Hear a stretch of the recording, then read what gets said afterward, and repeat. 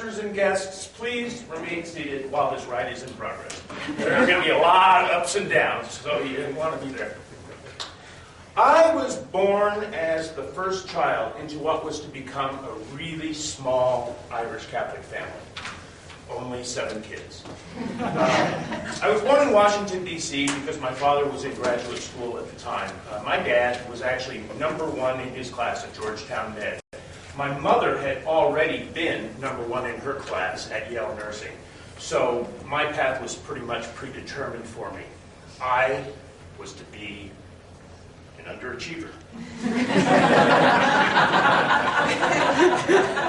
Soon our family moved to Colorado, and that's where I was put into Catholic school for most of my formative years.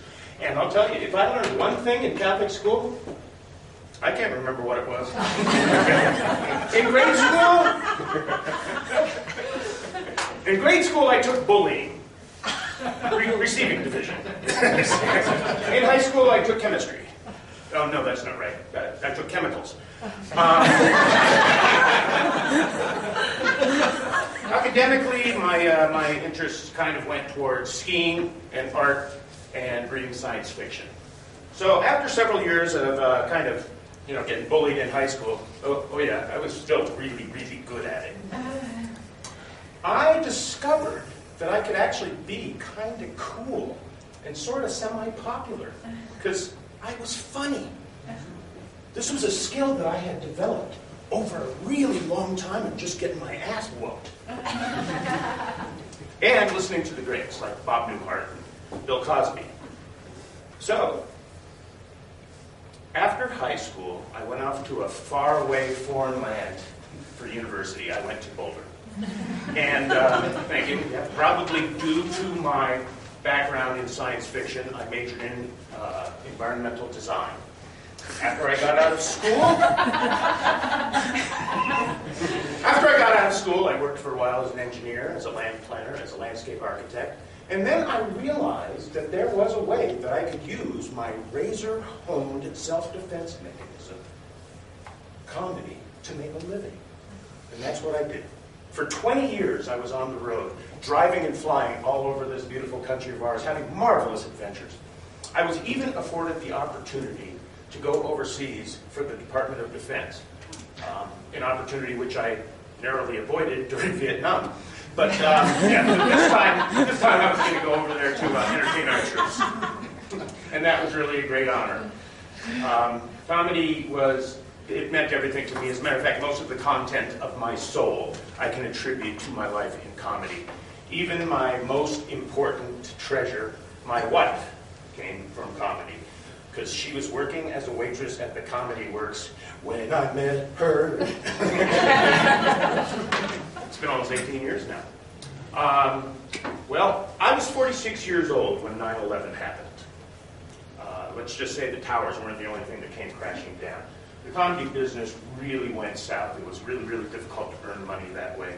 So Vince, in his ultimate wisdom, decided, I'm going to get a real job. Yeah, square peg, meet round hole. Hi. I worked as a telemarketer for a while. Yuck. I worked driving a truck, which really wasn't quite the creative outlet I was hoping for. I transitioned into sales, and it really wasn't as perfect a fit as you might think. So after about 5 years doing that, I was laid off, and now I was completely crushed. I had no career, and I had no job.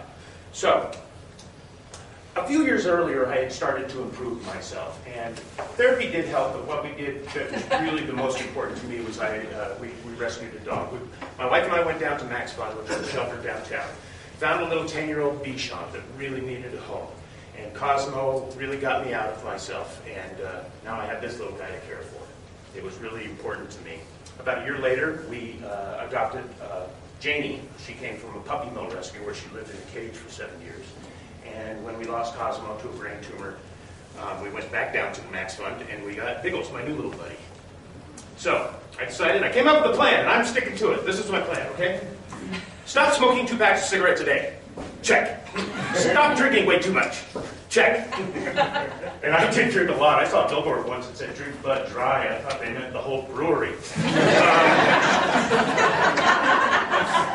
Exercise, yoga, meditation, education, Toastmasters, all of these things. And I wanted to get back to my original loves, environmental issues and comedy. And so what I'm doing is I'm putting together a business where I can actually help out people and be kind of their temporary hero and their temporary reinforcements. I'm calling it positive reinforcements. Hopefully I can help them with all my expertise. And I am going back into comedy. It's going to be great. Because just like JoJo in the song, I have to get back to where I once belonged. So I'm going to actually take some advice personally from my buddy Paul Newman. This is in a movie, but he gave this advice to another Vincent. His advice was, he's got to learn to be himself, but on purpose. That's what I'm going to do. So you guys, please, the ride has come to an end, and you can get off if you want. But that was kind of fun. I think I'm going to go around again.